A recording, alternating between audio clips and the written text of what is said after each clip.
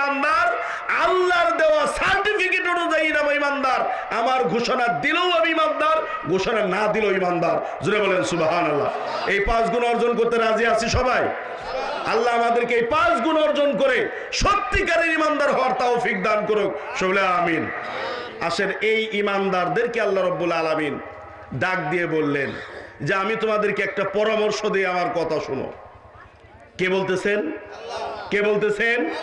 আল্লাহ বলতেছেন, ইয়া আইয়ুহাল্লাযিনা আমানু, হে আমার মহব্বতের ভালোবাসার বান্দারা, ইমানদার বান্দারা যারা তোমরা আমি আল্লাহকে বিশ্বাস করো, উদখুলু ফিস সিলমি কাফা ওয়ালা তাত্তাবিউ খুতুওয়াতিশ শাইতান। আমি আল্লাহ নির্দেশ দিলাম তোমরা পুরোপুরি ভাবে ইসলামের ভিতরে প্রবেশ করো। জোরে বলেন সুবহানাল্লাহ।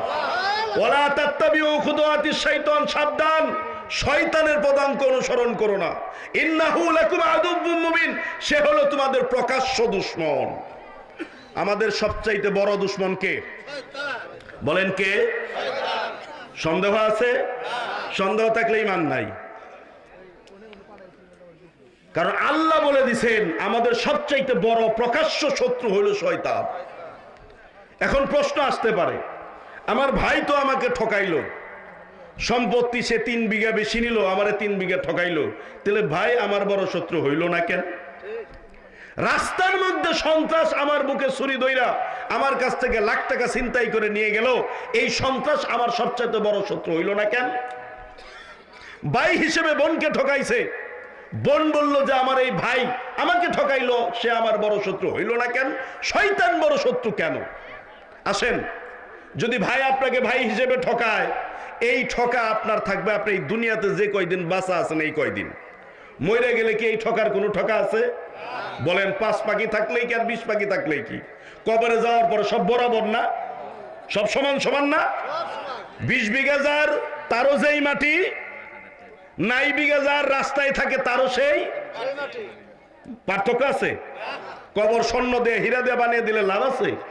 কোনো লাভ নাই, দেয়ও না। লাভ যেহেতু নাই, দেয়ও না। আইছিলাম যেমনে যাওয়াও, কি বলেন? আসার সময় আমরা আসছি, মায়ের পেট থেকে ভূমিষ্ঠ হয়েছে, পোশাক ছিল? একটা বার ভাবতে হবে কেন পোশাক ছিল না। দ্বিতীয় নম্বরে, মায়ের পেট থেকে আসার সাথে সাথে আমার আপনার কানের ভিতরে আজান দিছিল, নামাজ হয়েছে? নামাজ হয় নাই। আসছি উলঙ্গ অবস্থায় একটা পোশাক পরার জন্য। কয়টা পোশাক? একটা পোশাক পরার জন্য। সেই পোশাকটা হলো কাফনের কাপড়। মায়ের পেট থেকে এই দুনিয়াতে ভূমিষ্ঠ আমার যে অবস্থাই হয়েছে, একটা পোশাক পরার অপেক্ষায় আমরা সবাই আছি। ডাক দিবে মালিক, ওই এক পোশাক পরে আমাকে চলে যেতে হবে, তার নাম হলো কাফন। ঠিক কিনা বলেন? আমার ভাইয়েরা, আজান হয়েছে, নামাজটা বাকি, সেটা হলো জানাজা। আর মানুষের হায়াতটা একটা আজানের পরে নামাজের মধ্যে কতটুকু গ্যাপ থাকে? আমার আপনার জীবনের ভিতরে এই গ্যাপ, হায়াতে সময় নাই, কখন যেন জামাত দাঁড়িয়ে যায়। আজান হয়ে গেছে, কখন যেন জামাত দাঁড়িয়ে যায়। জন্মের সাথে সাথে আজান কানে পৌঁছেছে, কখন যেন মৃত্যুর ঘন্টা বেজে যায়, আমাকে সামনে নিয়ে চিরদিনের জন্য জানাজার নামাজ দিয়ে আমাকে বিদায় দিয়ে দেয়। এটাই হলো জীবন, এটাই হলো আমার আপনার জীবন। এই দুনিয়াতে আসছি, চলে যেতে হবে।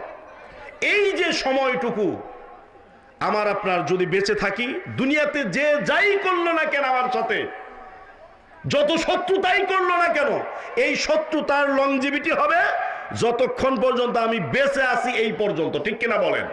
মরে যাওয়ার পরে এই শত্রুতায় আমার কোনো ক্ষতি হবে না। কিন্তু শয়তান যদি আমার আপনার সাথে শত্রুতা করে, শয়তানের খপ্পরে যদি আমি আর আপনি পড়ে যাই, তাহলে যেই ক্ষতি হবে, এই মৃত্যুর পর থেকে নিয়ে অনন্তকালের যেই ক্ষতির শুরু হয়ে যাবে, এই ক্ষতি আর কোনোদিনই কোনো কিছু দিয়েই পোষানো শেষ খবর রাখবে না। ঠিক কিনা বলেন? এই জন্যই আল্লাহ রাব্বুল আলামিন বলে দিয়েছেন, শয়তান হলো তোমাদের সবচেয়ে বড় শত্রু। এক। দ্বিতীয় নম্বরে, আমাদের বাবা আদি পিতা আদম আলাইহিস সালাম, তাকে সৃষ্টি করার পরে যে প্রথম আদম আলাইহিস সালামের সাথে বিট্রে করেছিল, শত্রুতা করেছিল, সেও ছিল এই আজাজিল, এই শয়তান। এজন্য আল্লাহ বলে দিয়েছেন, এইটা হলো তোমাদের জাত শত্রু, তোমার বাবার জন্মের শত্রু, তোমার শত্রু, দুনিয়ার সব শত্রুর শত্রুতা দুনিয়া পর্যন্ত সীমাবদ্ধ, আর শয়তানের শত্রুতা হলো তোমার আখিরাতকে ধ্বংস করে দেওয়ার শত্রুতা। এই জন্য শয়তান তোমার সবচাইতে বড় শত্রু। এই জন্য ওই শয়তানকে আমাদের চিনতে হবে। আল্লাহ রাব্বুল আলামিন বলছেন ওই শয়তান থেকে বাঁচার জন্য প্রথমে বলে দিছেন তোমাকে একটা সেফ জায়গা দিয়ে দিলাম, এটার ভিতরে ঢুকো, তাহলে ওই শয়তান তোমাকে ধরতে পারবে না। সুবহানাল্লাহ বলেন। প্রথম কথা, ইয়া আইয়ুহাল্লাযিনা আমানু উদখুলু ফিস সিলমি কাফা, তুমি ইসলামের ভিতরে পুরোপুরি ঢুকে যাও। যদি তুমি ইসলামে পুরোপুরি ঢুকো তাহলে এই শয়তান তোমার ক্ষতি করতে পারবে না। আর যদি তুমি আংশিক ঢুকো, তোমার মন মতো ঢুকো, তাহলে এই শয়তান কিন্তু তোমাকে নিয়ে জাহান্নামে চলেই যাবে। আমরা আমাদের জীবনে ইসলাম মানি, কতটুকু মানি, কতটুকু মানার কথা আর কতটুকু মানি? ইসলাম মানতে হবে পরিপূর্ণ। ইসলাম কি মানতে হবে? বলেন কি মানতে হবে? পরিপূর্ণভাবে ইসলামে দাখিল হতে হবে, পরিপূর্ণ জীবনে ইসলাম মানতে হবে, আংশিক মানা যাবে না। আমরা এই যে রাতের বেলায় গিয়ে শুইব যখন, মশারি টানাই না? কথা কন, মশারি টানাই। মশারি টানানোর সময় মশারি টানিয়ে এই সৈকতে মশারি দিলেন, এই নিচের টুকু মশারি ভিতরে ঢুকাইলেন, মাথা মশারির বাইরে রাখলেন। এই মশারি টানানোর কোনো লাভ হবে? মশারি টানিয়ে কি করি, মশারির ভিতরে ঢুকি, ঢুকার পরে চতুর্দিকে আবার ভালো করে গুঞ্জা দেয় কোন হান্দা ফাঁকা ফোকা আছে নাকি, মশা এসে ঢুকে আবার কাম সারা করে দেয় নাকি। আমার ভাইরা, এই ব্রেন দিয়ে এতটুকু বুঝলাম যে মশারির কোনো জায়গায় যদি ফাঁকা ফোকর থাকে, আমার হাত যদি বাইরে থাকে, মাথা যদি বাইরে থাকে, মশা আমাকে কামড়াবে, আমার ডেঙ্গু হবে, ম্যালেরিয়া হবে, ফাইলেরিয়া হবে, আমার জ্বর হবে, আমি অসুস্থ হতে পারি। আল্লাহ রাব্বুল আলামিন বলে, এই জ্ঞান দিয়ে তুমি কেন বুঝলা না আমি আল্লাহ যে তোমাকে বললাম ইসলামের ভিতরে পুরোপুরি ঢুকো, সেইটা তুমি ঢুকলা না কেন? ও দুনিয়ার মানুষ, তুমি একটা জামা যখন গায়ে দাও, সেই জামার এক হাতা গায়ে দেয়, এরকম আছে? আছে নাকি কেউ যে জামার এক হাতা গায়ে দিছে আর এক হাতা গায়ে দেয় না, পিছন দিয়ে ঝুল বাঁধছে? আছে এরকম? প্যান্ট পরছে, এক পাও ঢুকাইছে আর এক হেসরাইতেছে, আছে এরকম? হ্যাঁ, কেন দেই না? দুইটাই কেন পড়তেছি, জামা পুরাটাই কেন পড়তেছি? এইটা আমরা বুঝলাম, ওইটা বুঝলাম না কেন? আল্লাহ ধরতে পারেন না? আল্লাহ ধরতে পারেন না? কথা বলেন। আল্লাহ বলেন এক জুতা একটা তো পাই দাও না, জুতা তো দুইটাই পাই দাও, পুরা পাওই জুতার ভিতরে ঢুকাও, অর্ধেক তো বাইর করে রাখো না। যে গুড়মুড়া ঢুকাইলাম সামনে একটু কেমনে করে উঁচা করে জুতা পাই দিয়ে গেলাম, আছেন এরকম কেউ? দেখলে মানুষে কি কইব? হ্যাঁ, এই যে দেখছেন কয়ে ফেলাইছে। আল্লাহ কয় কি যে আমি তো তোমাকে পাগল হিসাবে সাব্যস্ত করতে চাই না, আমি তো তোমাকে ইমানদার বলে ডাক দিছি, তোমরা পুরাপুরি ইসলামের ভিতরে ঢুকো, এটাই তোমাদের জন্য সফলতা। জোরে বলেন সুবহানাল্লাহ। জীবনের প্রত্যেকটা ক্ষেত্রে ইসলামকে পুরাপুরি মানতে হবে, জীবনের ব্যক্তি জীবনে ইসলাম মানতে হবে। আমরা যারা এখানে বসা আছি, আমরা যদি কেউ জানি যে অমুক বাড়িতে শুয়োরের মাংস খায়, শুয়োরের মাংস মুসলমানের জন্য হালাল না হারাম? যদি জানেন যে অমুক বাড়িতে শুয়োরের মাংস রাইন্দা খায়, আপনারে দাওয়াত দিছে, এই বাড়িতে যে দাওয়াত খাইবেন কারা কারা আছেন? হাত তুলেন দেখি একটু। হ্যাঁ, হাত তুলেন দেখি। অথবা ধরেন যে এক প্লেটের ভিতরে শুয়োরের মাংস রাইন্দা আপনার সামনে দিছে, বলে ভাই খুব সুন্দর করে মশলা টসলা দিয়ে এই মাংসটা রাঁধছি, শুয়োরের মাংস, একটু চাকেন, একটু চাকবেন কেউ? শুয়োরের মাংস হারাম কে বলেছেন? কোথায় বলেছেন বলেন? জানেন তো? ওয়াজ কোরআনে বলেছেন। কে বলেছেন? আল্লাহ যেই কোরআনে শুয়োরের মাংস হারাম বলেছেন, সেই কোরআনেই আল্লাহ রাব্বুল আলামিন সুদকে হারাম বলেছেন। যে বাড়িতে শুয়োরের মাংস রান্নলো, সেই বাড়িতে আপনি গেলেন না, খাইলেন না, সেই প্লেটে খাইলেন না, সুদখোরের বাড়িতে আপনি খাইলেন কেমনে? শুয়োরের মাংস আপনার সামনে দেওয়ার পরে আপনি খাইলেন না, আপনি সুদ খাইলেন কেমনে? ওই জায়গায় ইসলাম মানলেন, এই জায়গায় ইসলাম মানতে সমস্যাটা কোথায় বলেন? নিজের মনকে প্রশ্ন করতে হবে, নিজের মনকে প্রশ্ন করতে হবে। আল্লাহ যা বলেছেন প্রত্যেকটা ক্ষেত্রে ইসলামকে পরিপূর্ণভাবে মানতে হবে। এ বিধান কার? আজান হয়েছে, নামাজ আদায় করার জন্য অজু করে সুন্দর করে একবারে লম্বা জামা পরে টুপি টাপি মাথায় দিয়ে আমি আর আপনি মসজিদে গেলাম শুক্রবার দিন, সামনের কাতারে গিয়ে বসলাম। যখন আমি আর আপনি সুন্দর করে লম্বা জামা গাই দেয়া, টুপি টাপি দিয়ে, রুমাল টুমাল মুড়া দিয়া, আতর টাতর লাগাইয়া সামনের কাতারে যে বৈশা নামাজ আদায় করতেছি, একদিকে আমার এই সুন্দর ব্যাস, আর একদিকে আমার পরিবার পরিজন অর্ধ নগ্ন অবস্থায়, আমার আপনার মেয়ে ছেলে সন্তান বউ বিবি বাল বাচ্চা তারা বিভিন্ন জায়গায় ঘুরে বেড়াইতেছে। তাহলে আপনার এই নামাজের ভিতরে এই পর্দা আর বাড়িতে ওই বেপর্দা, এই দুইটা হইল কেন? আপনার নামাজের ভিতরে এইটা যেমন ফরজ ছিল, বাড়ির ভিতরে ওই পর্দাটা তো ফরজ ছিল, সেইটা নাই কেন? নামাজে গিয়ে ডাইনে বামে একবার সারা 5 বার তাকায় বলতেছেন, ভাই কাতারটা সোজা করে দাঁড়ান, কাতার সোজা করেন, কাতার সোজা করেন। আবার এই মানুষটাই নামাজ শেষ করে খেতে যাওয়ার জন্য আইল কুবাইতেছে, তখন রাখালটা কইতে ভালো করে কুবাইস। হ্যাঁ, আপনার আইল ঘটনা কি? 1 বিঘা আপনার 1.5 বিঘা হইলো কেমনে? হ্যাঁ, নামাজের কাতার সোজা করেন একদিকে, আবার জাগার আইল বাঁকা করেন আর একদিকে, ঘটনা কি? এইটা কোন ইসলাম? আল্লাহ বলেছেন পুরাপুরি ইসলামের ভিতরে ঢুকো। সুবহানাল্লাহ বলেন। পুরাপুরি ইসলামের ভিতরে ঢুকতে হবে, জীবনের প্রত্যেকটা ক্ষেত্রে ইসলামকে মানতে হবে। আপনার জীবন ইসলাম দিয়ে চলতে হবে, আপনার পরিবার ইসলাম দিয়ে চলতে হবে, আপনার সমাজ ইসলাম দিয়ে চলতে হবে, আপনার রাষ্ট্র ইসলাম দিয়ে চলতে হবে, নচেত আল্লাহর কাছে মুক্তি পাওয়ার কোনো রাস্তা নাই। আল্লাহ আমাদেরকে বোঝার তৌফিক দান করে বলে আমিন। জীবনে প্রত্যেকটা ক্ষেত্রে যেন আল্লাহ আমাদের সকলকে ইসলাম মানার তৌফিক দান করে বলে আমিন। আমি আর কথা লম্বা করতে চাচ্ছি না। আল্লাহ রাব্বুল আলামিন একটা কথা বলেই বিদায় নিয়ে চলে যায়। আল্লাহ বলেছেন, ইন্নাল্লাহা লা ইউগাইয়িরু মা বিকওমিন হাত্তা ইউগাইয়িরু মা বিআনফুসিহিম। জীবনে প্রত্যেক ক্ষেত্রে ইসলাম মানতে হবে। আমরা যারা আছি, আমাদের নিজেদের পরিবর্তন যদি আমরা নিজেরা না করি, আল্লাহ বলেন আমি তোমাদের পরিবর্তন করে দেব না।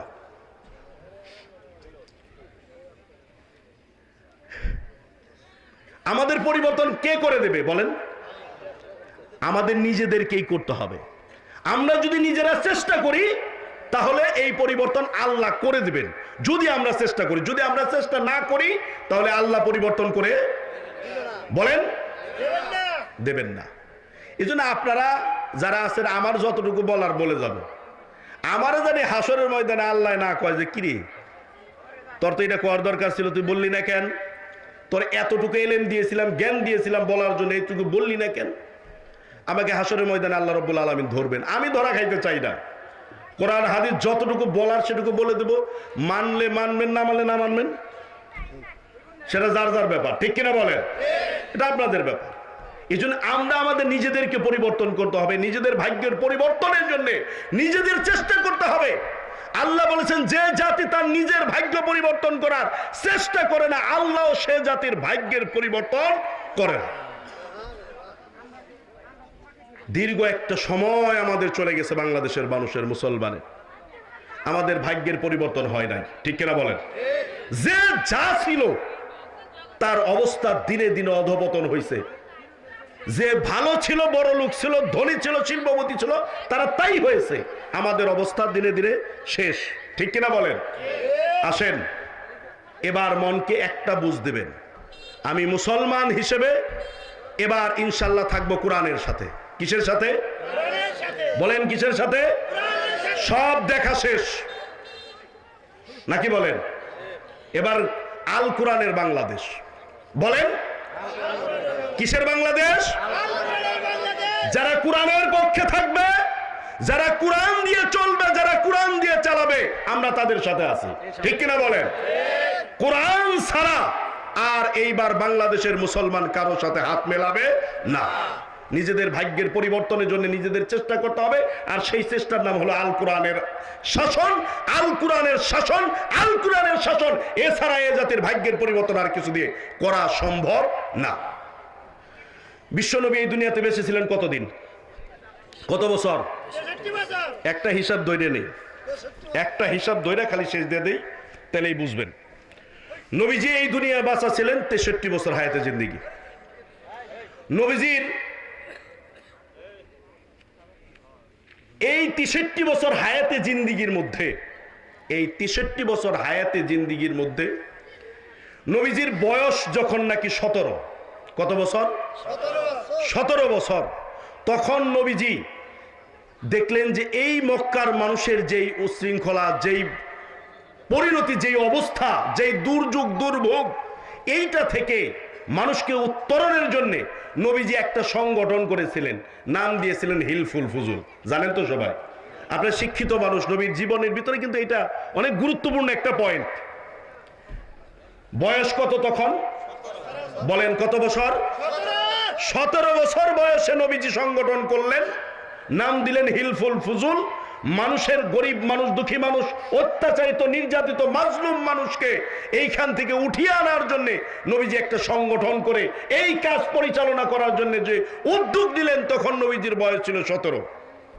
এই 17 থেকে নিয়ে 40 বছর পর্যন্ত আল্লাহর নবী চেষ্টা করলেন এই মক্কার মানুষের জীবন মানের পরিবর্তন, মানুষের আমলের পরিবর্তন, এই জুলুমের নির্বাসন, এই সব কিছুর জন্য নবীজি চেষ্টা করলেন 40 বছর পর্যন্ত।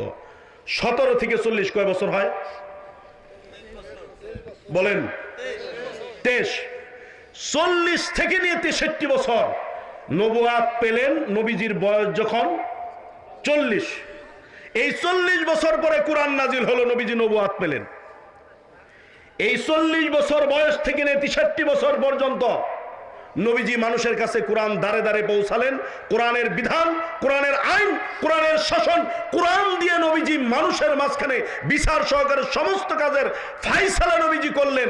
এই 23 বছরের ভিতরে মদিনা, মক্কা মদিনার ভিতরে এমন কোন জায়গা ছিল না যেখানে ইনসাফ প্রতিষ্ঠা হয় নাই। জোরে বলেন সুবহানাল্লাহ। তার নবীর জীবনের নবুয়াত প্রাপ্তির পূর্বে হইল 23 বছর, আর নবুয়াত প্রাপ্তির পরে হইল 23 বছর। এই 23 বছর নবুয়াত প্রাপ্তির পূর্বের 23 বছর নবীজি চেষ্টা করেছিলেন কোরআন ছাড়া। কি ছাড়া? কোরআন ছাড়া নিজের মন মস্তিষ্ক প্রসূত জ্ঞান দিয়ে, চিন্তা চেতনা দিয়ে, ধ্যান ধারণা দিয়ে তিনি চেষ্টা করেছিলেন মানুষের জীবন মান, ভাগ্যের পরিবর্তন করার জন্য। এই 23 বছরের ভিতরে নবীজি সফল হন নাই, পারেন নাই মানুষকে পরিবর্তন করতে। এই 23 বছর চেষ্টা সাধনার পরে আল্লাহ রাব্বুল আলামিন নবীর উপরে কোরআন নাজিল করে দিলেন। বাদ বাকি 23 বছরের ভিতরে মদিনা একটা রাষ্ট্র প্রতিষ্ঠিত হলো। জুড়ে বলেন সুবহানাল্লাহ। কেমন রাষ্ট্র প্রতিষ্ঠা হলো? ইনসাফের রাষ্ট্র। সুবহানাল্লাহ বলেন। ইনসাফের রাষ্ট্র প্রতিষ্ঠা হলো। এখন আল্লাহর নবীর চাইতে পারফেক্ট কোনো মানুষ আছে দুনিয়ায়? যদি আল্লাহর নবীর চাইতে পারফেক্ট কোনো মানুষ যদি দুনিয়ায় না থাকে, নবী যেই কাজ পারেন নাই কোরআন ছাড়া, সেই কাজ পৃথিবীতে বর্তমানে আর কারো পক্ষে সম্ভব না।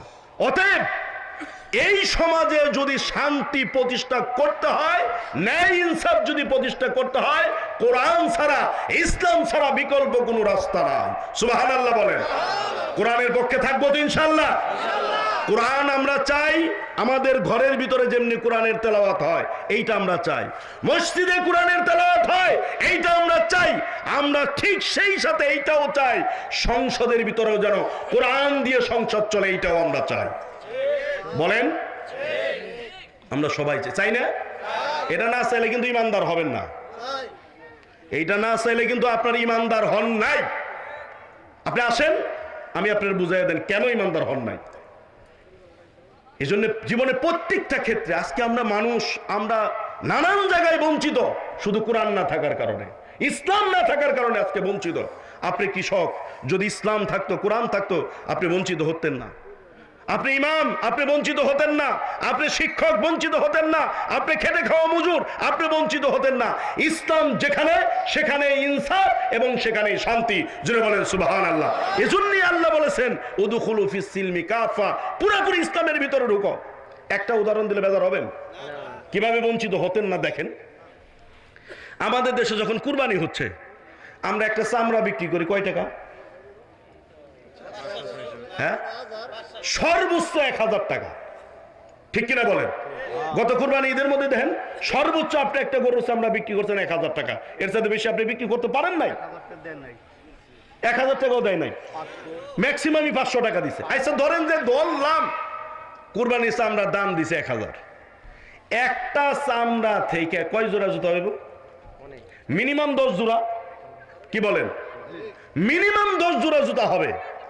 এক জোড়া জুতা আমাদেরকে কিনতে হয় মিনিমাম 2000 টাকা দিয়ে। তাহলে একটা চামড়া থেকে যদি 10 জোড়া জুতা হয়, এই 10 জোড়া জুতার দাম হলো 20,000 টাকা।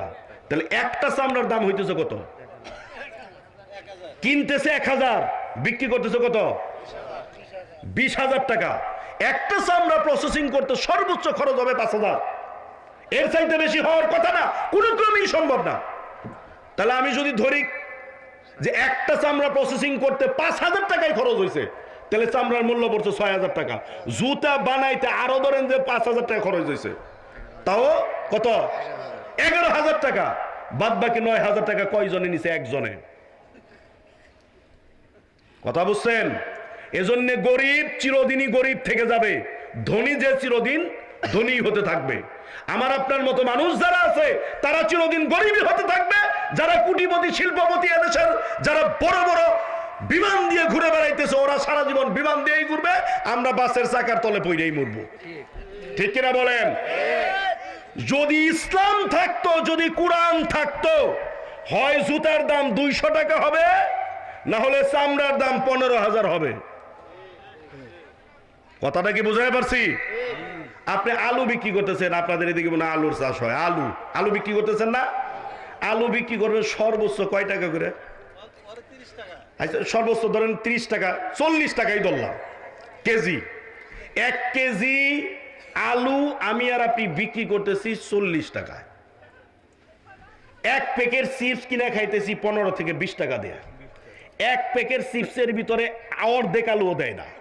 ঠিক কিনা কন? হ্যাঁ, 10 গ্রাম। আচ্ছা 10 গ্রাম না, বাইজা 10 গ্রাম হয়েছে, 100 গ্রাম বাইজা নয় 10 গ্রাম হয়েছে। বলেন তো 100 গ্রাম এই যে চিপস এটা বানাইছে, এই যে চিপটা সে বিক্রি করলো, মাঝখানে টাকা পাইছে একজন কৃষক। যে টাকা পাওয়ার কথা ছিল সে টাকা পায় নাই। টাকা পাইছে কে? ওই বম্বে সুইটসের মালিক, যে সে টাকা পাইছে।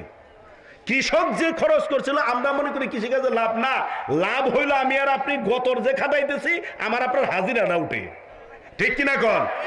ইসলাম যদি থাকতো বলে দিত, হয় চিপসের প্যাকেট 2 টাকা, না হলে আলুর কেজি 100 টাকা। একটা আপনারা বেজার হয়ে যাবেন, আমি বুঝতেছি রে।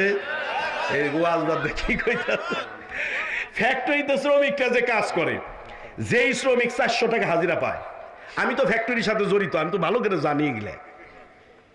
আমি বাংলাদেশের বড় একটা শিল্প পরিবারের সাথে জড়িত। এই যে আপনাদের এখানে আসলাম, তার আসার আগেও ওনার সাথে আমি কথা বললাম। আজকে আমাদের একটা অনুষ্ঠান হয়েছে, সেই অনুষ্ঠানের ব্যাপারে ওনারে ব্রিফিং করলাম। আমরা একটা সুন্নতি তরিকায় বিবাহের আয়োজন করছি, আলহামদুলিল্লাহ কর। যাদের বিবাহের সামর্থ্য নাই, আমরা পুরো খরচপাতি দিই। আজকে আমরা যে বিবাহের আয়োজনটা করছি, 2টাই এতিম, ছেলেটাও এতিম, মেয়েটাও এতিম। আমরা প্রায় 300 অতিথির মাধ্যমে এই বিবাহটাকে শুরু করছি, আলহামদুলিল্লাহ বলেন। মসজিদের ভিতরে আমরা বিবাহের আয়োজন করছি। মসজিদের 2য় এবং 3 তলা 2টা ফ্লোরের ভিতরে এই 200-300 মানুষের খাবার আয়োজন করা হয়েছে।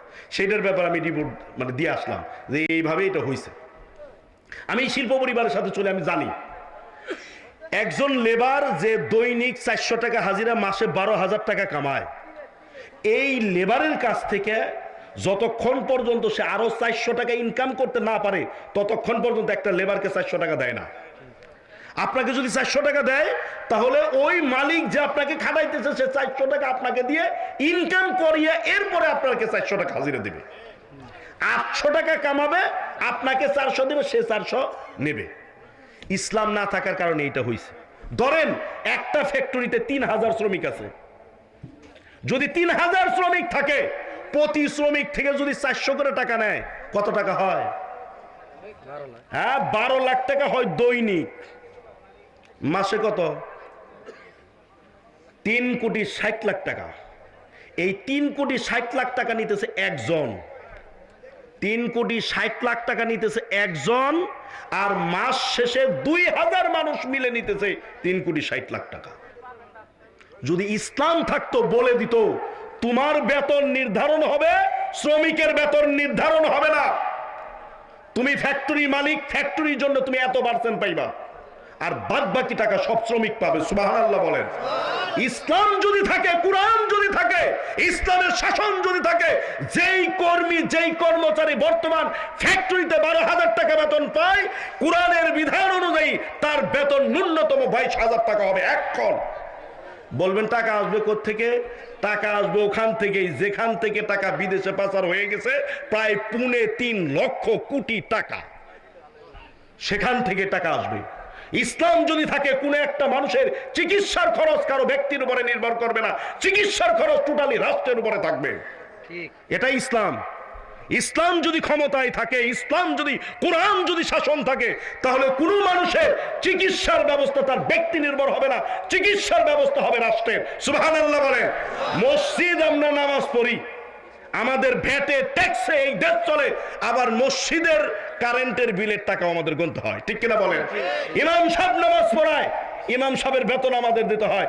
ইসলাম থাকলে ইমামের বেতন আসবে রাষ্ট্রীয় কোষাগার থেকে, মসজিদের খরচ পরিচালিত হবে রাষ্ট্রীয় কোষাগার থেকে। আমরা কেন আজকের এই অশান্তিতে আছি? কারণ আমরা যত যাই কিছু করেছি, কোরআন থেকে দূরে সরে গেছি, যার কারণে আমাদের এই আলো জ্বলে নাই, আমরা এই শান্তি পাই নাই। আল্লাহ আমাদেরকে বোঝার তৌফিক দান করে, সবাই আমিন। আমি আর কথা বাড়াতে চাচ্ছি না, আল্লাহ যেন আমাদেরকে বুঝ দেয়। আমি আপনাদের কোনো কষ্ট দিয়ে থাকলে ক্ষমা চাই, আপনাদেরকে কষ্ট দিয়ে থাকলে ক্ষমা চাই। যাক, আলহামদুলিল্লাহ, আমি আর কথা বাড়াতে চাই না। আমরা সবাই দোয়া করব কবরস্থানের জন্য, এলাকাবাসীর জন্য, সব মুরব্বীদের জন্য আমরা আল্লাহর কাছে দোয়া করব, আল্লাহ যেন সকলকে মাফ করে দেয়। আমি আসলে লং টাইম কথা বলতে চাই না, বলা হয়ে গেল। মোট কালেকশন 6 লাখ কেন নগদ হলো তো বাকি আছে। আলহামদুলিল্লাহ। আপনি বলুন।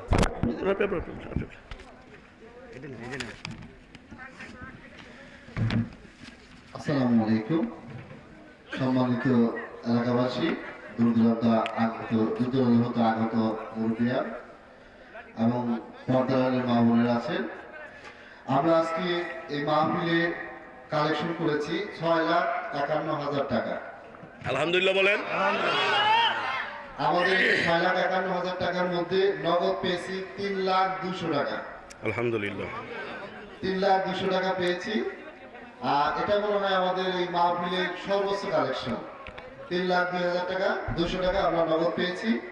আর 3,50,800 টাকা আমাদেরকে কেউ 1 সপ্তাহ সময় নিছে, কেউ 15 দিন সময় নিছে, কেউ 1 মাসের মধ্যে দিয়ে দিবে, এরকম আর কি। তো আপনারা সবাই আমাদের এই কবরস্থানটা আমরা অনতি বিলম্বে রেজিস্ট্রি করব। আমাদের মাত্র 13 ডিসপ্লে জায়গা রেজিস্ট্রি হয়েছে, বাকি অংশটুকু আমরা হয়তো 1 সপ্তাহ বা 15 দিনের মধ্যে রেজিস্ট্রি করে নিব। আপনারা সবাই সহযোগিতা করেছেন, মাহফিলে উপস্থিত হয়েছেন, এই জন্য আমি কৃতজ্ঞ। আর আমার এই মুসলিম দক্ষিণপাড়া কবরস্থান ও জামে মসজিদের উদ্যোগে প্রতি বছরই মাহফিল হবে। আমার সামনে যে ওয়াজিয়ার আছেন, উনি একটি শিল্প প্রতিষ্ঠানের সাথে জড়িত, একটা মাদ্রাসার প্রিন্সিপাল, একটা মাদ্রাসার পরিচালক। ওনার হাত দিয়ে একটা ছাপড়া ঘর থেকে শুরু করে, ছাপড়া ঘরের মসজিদ থেকে শুরু করে আজকে সেখানে 3টা মাদ্রাসা স্থাপিত হয়েছে। তো আমরা আশা করব হুজুরের পরামর্শ অনুযায়ী আমাদের এই কবরস্থানটা এবং এখানে একটা মাদ্রাসা স্থাপনের জন্য উনি সহযোগিতা করবেন আমাদেরকে, এই প্রত্যাশা রেখে সর্বশেষ আপনাদের সবাইকে আবারও সালাম দিয়ে বিদায় নিচ্ছি। আল্লাহ হাফেজ। আসসালামু আলাইকুম।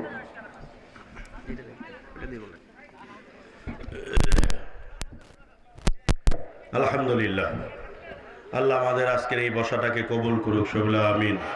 আপনারা যে দানগুলো করেছেন, আল্লাহ যেন এই দানগুলোর উসিলায় ময়দানে মাহশরে আল্লাহ আমাদের সকলের নাজাতের মুক্তির ব্যবস্থা যেন আল্লাহ করে দেয়, সবলা আমিন।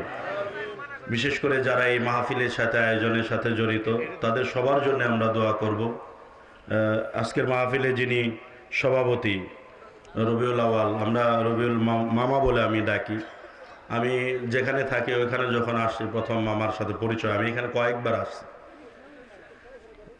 তো সেই ভালোবাসার সুবাদে আসলে এখানে আসা। আমি ইনশাল্লাহ চেষ্টা করব আপনাদের এই মাদ্রাসা প্রতিষ্ঠা করেন, আমি আপনাদের সাথে থাকবো ইনশাআল্লাহ। আমি চেষ্টা করব আপনাদের সঙ্গে সাথে থেকে মাদ্রাসা, যেহেতু মাদ্রাসা নিয়েই কাজ করি, এই পড়ালেখার মাদ্রাসার এই ব্যাপারটা নিয়েই কাজ করি, আমি গোটা বাংলাদেশেই আল্লাহর মেহরবানিতে কাজ করতেছি। আমার প্রত্যক্ষ পরোক্ষভাবে প্রায় 40-এর উপরে মাদ্রাসা আমার পরিচালনাধীন। আমি মাদ্রাসা এডুকেশনের উপরে গবেষণা রিসার্চের কাজ করি। বিশেষ করে অনেকগুলো বই, আমরা আধুনিক বইগুলো রিসার্চ করতেছি। এগুলো নিয়ে আমরা মদিনার সাথে, আজহারের সাথে এবং আমাদের সিঙ্গাপুরে কিছু মাদ্রাসা আছে, সিঙ্গাপুরে একটা মাদ্রাসা আছে, মাদ্রাসা ইরশাদ আল ইসলামিয়া, এটার সাথে আমরা সরাসরি এগুলোর সাথে কাজ করতেছি আলহামদুলিল্লাহ। এই যে আজকের আপনারা যে ভাইরাল বক্তা দেখতেছেন, ভাইরাল আমাদের বাংলাদেশের সবচেয়ে জনপ্রিয় বক্তা আজহারি, এই আজহারির সাথে আমি আজকেও বা জুমা আমার কথা হয়েছে, আজকেও আমি কথা বলছি। আমরা একসাথে কাজ করতেছি মাদ্রাসাতুল কলম ঢাকার মধ্যে। আজহারি যখন প্রথম আসে তখন কথা হলো যে আমরা মাদ্রাসা করতে চাই। আমাদের সাইফুল ভাই বলল যে যদি আপনি মাদ্রাসা করেন মহসিন ভাইয়ের সাথে কথা বলেন, মহসিন ভাইয়ের কাছে আমরা যেই ধরনের মাদ্রাসা করতে চাই সেই সিলেবাস, সেই কারিকুলাম, সেই বইটু সব কিছু ওনার কাছে তৈরি করা। আমরা বিগত এই 9 বছর আমি কাজ করতেছি। তো এই কাজগুলো করতেছি মাদ্রাসা নিয়ে, যেহেতু কাজ করতেছি। আপনারা মাদ্রাসা করেন ইনশাআল্লাহ, আমি চেষ্টা করবো আপনাদের সাথে থাকার, আল্লাহ যদি তৌফিক দান করে। সবাই দুরূদ পড়ি, আল্লাহুম্মা সাল্লি আলা সাইয়্যিদিনা ওয়া নাবিয়িনা ওয়া শাফিনা ওয়া হাবিবিনা ওয়া মাওলানা মুহাম্মদ সাল্লাল্লাহু আলাইহি ওয়া আলা আলিহি ওয়া আসহাবিহি ওয়া বারিক ওয়া সাল্লিম। আস্তাগফিরুল্লাহ আল্লাযী লা ইলাহা ইল্লা হুয়াল হাইয়ুল কাইয়্যুম ওয়া আতুবু ইলাইহি লা হাওলা ওয়া লা কুওয়াতা ইল্লা বিল্লাহিল আলিয়্যিল আযীম। আস্তাগফিরুল্লাহ আল্লাযী লা ইলাহা ইল্লা হুয়াল হাইয়ুল কাইয়্যুম ওয়া আতুবু ইলাইহি লা হাওলা ওয়া লা কুওয়াতা ইল্লা বিল্লাহিল আলিয়্যিল আযীম। আলহামদুলিল্লাহি রাব্বিল আলামিন, আসসালাতু ওয়াসসালামু আলা সাইয়্যিদিল মুরসালিন ওয়া সাহাবি আজমাইন।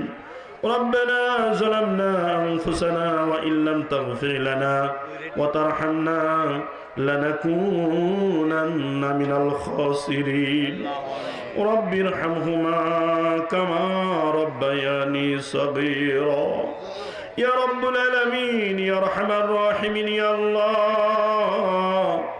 বাদ মাগরিব থেকে নিয়ে এই গভীর রাত পর্যন্ত আল্লাহ কোরআনের মাহফিলে বসে আল্লাহ কোরআন সুন্নাহর আলোকে কিছু কথাবার্তা আলোচনা করে শুনে আল্লাহ এই গভীর রজনীতে ভিক্ষুকের মতো দুটি হাত তোমার দরবারে বাড়িয়েছি রে মালিক।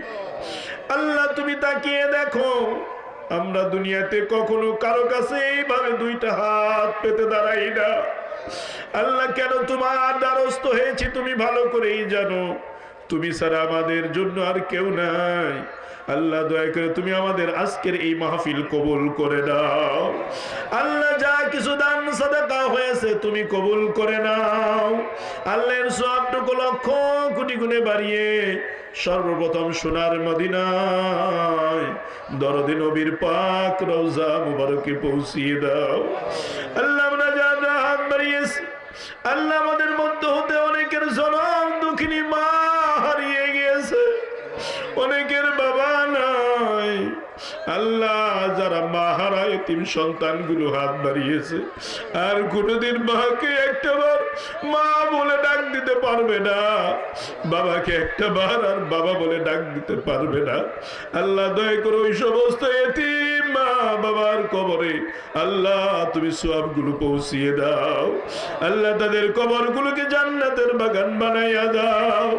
আল্লাহ আমাদের অনেকের দাদা দাদি নানা নানি পাড়া প্রতিবেশী আত্মীয় স্বজন ভাই বেড়াদার বন্ধু বান্ধব যারা চিরদিনের জন্য অন্ধকার কবরে চলে গেছে, আল্লাহ দয়া করে তুমি তাদের প্রত্যেকের রুহে সওয়াবগুলো পৌঁছিয়ে দাও।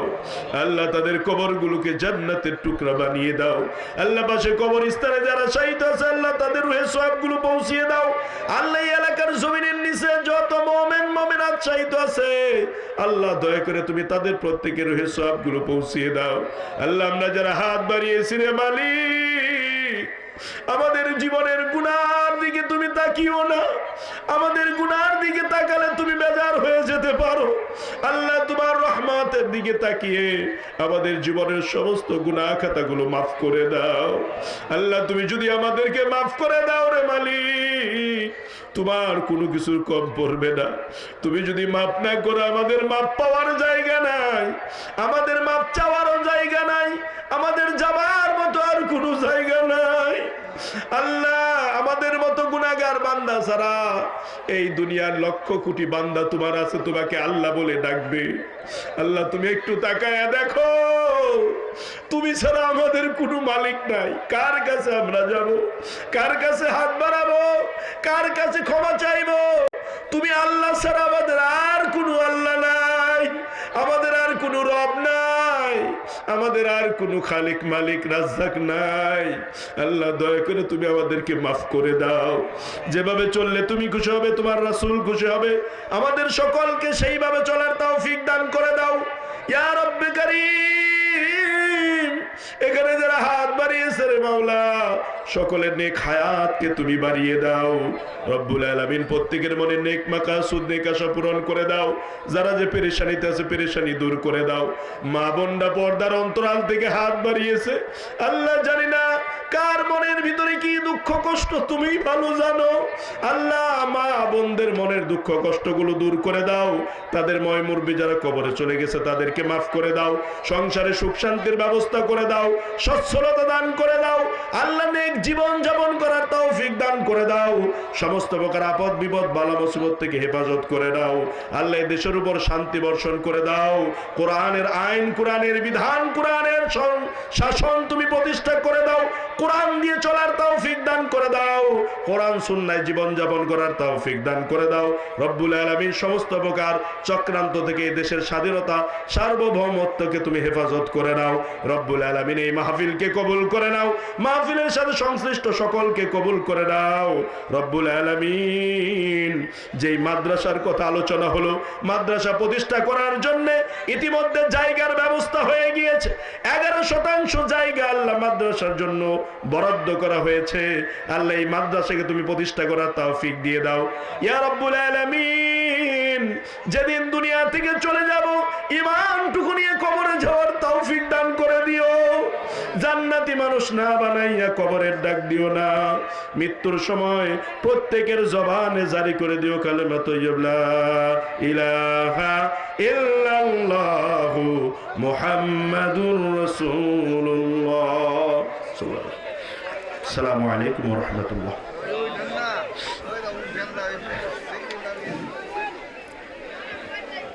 তোমারও নিয়ে যাবে।